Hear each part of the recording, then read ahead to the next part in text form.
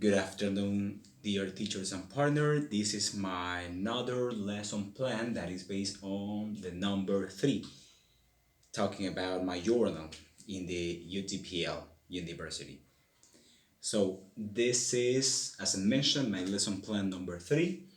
The topic is what have you done lately? The course is first baccalaureate.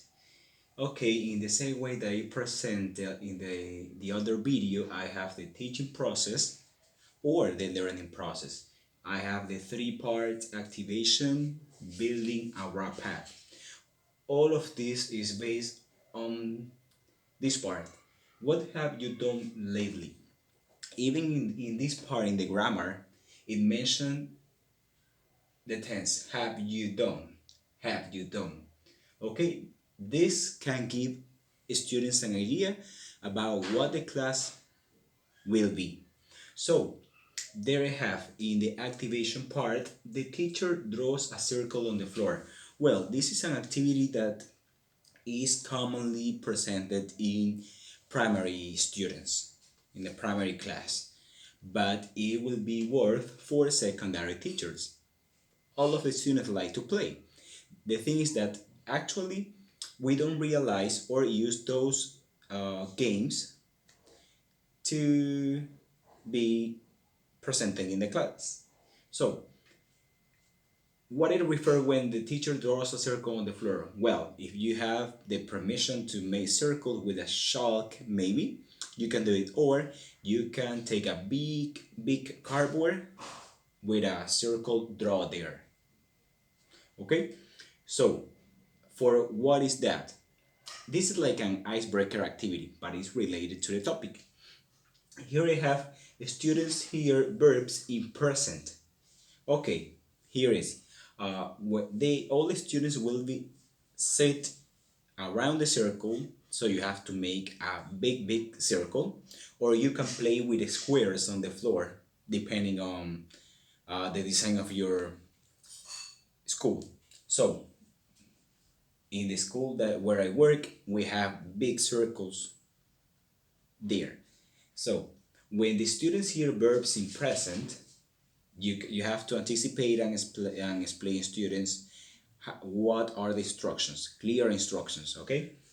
So when they hear verbs in present like draw, like, study, run, they have to jump inside the circle at the same time.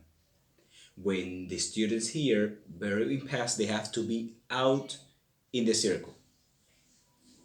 So when they hear participles, they have to jump in the same place. Okay, this should be randomly. Maybe you can have a box with all the verbs mixed. That will help you a lot. Then we pass to the building part. Students will observe all the verbs on the board. Could be the case that you can paste all those cards on the board and the students um, can check the verbs and paste in the correct order. What I mean is like present, past, and participle. Maybe you have the verb in present. Down here you have another verb in the past, another here in participle. So they have to complete with the in the missing parts. Taken the if the student have to take from the box the verbs. So what they are going to do with that with those verbs? They have to provide ideas, but using the verbs. Okay. So this is like a connection. They are connecting the present, then they go to the past, and then to the participle, because here we need the verb in participle. So you can provide examples before to pass to the paragraph. You can show students a paragraph and maybe teach them or remind them how the structure is, eh, which is present perfect. Okay, and they can add pastime markers that gives them some ideas on how the structure it is. Okay, so then the students work on the funny paragraph. Why I mention funny? Because it's being something embarrassed, just if the students want to say about an experience that they have had. A funny paragraph, but using the verb in different tenses. Here we mix present, past, and participle, but they have to include the verbs in the present perfect. This activity can be worked in pairs because one student can support the other one, like they are, or maybe they can exchange ideas, maybe.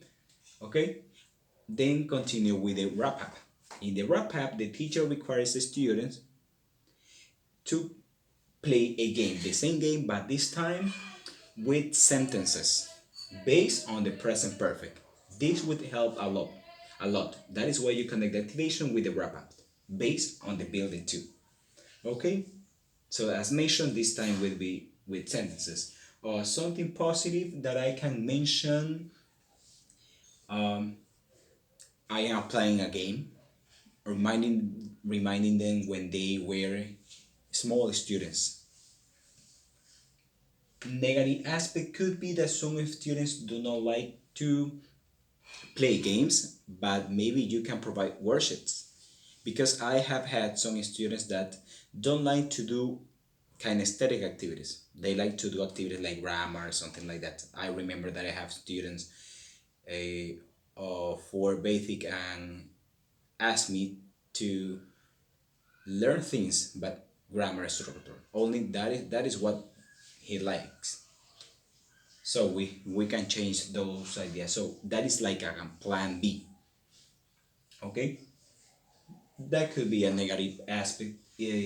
Well, another thing that I can change is to use more images. Could be the verbs with an image that represent what that verb means. Something that I can change in my plan. In my plan could be the use of rubrics. Rubrics are a quality way to grade students, to provide a score.